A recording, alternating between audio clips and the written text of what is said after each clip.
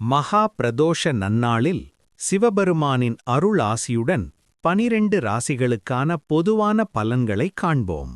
மேஷம், இன்று உங்களுக்கு தொட்டது துலங்கும். நீண்ட நாள் நிலுவையில் இருந்த காரியங்கள் வெற்றிகரமாக முடியும். ரிஷபம், மனக்குழப்பங்கள் நீங்கி தெளிவு பிறக்கும். குடும்பத்தில் மகிழ்ச்சியான சூழல் நிலவும். மிதுனம், சுப செய்திகள் தேடி வரும். உத்தியோகத்தில் சக ஊழியர்களின் ஒத்துழைப்பு கிடைக்கும். கடகம், தொழிலில் லாபம் அதிகரிக்கும். புதிய முயற்சிகளில் வெற்றி கிட்டும். சிம்மம், கௌரவம் பதவி உயர்வு கிடைக்க வாய்ப்புள்ளது. தந்தையின் உடல்நிலையில் முன்னேற்றம் ஏற்படும். கன்னி, திட்டமிட்ட காரியங்கள் தடையின்றி நடக்கும். மாணவர்களுக்கு கல்வியில் ஆர்வம் கூடும்.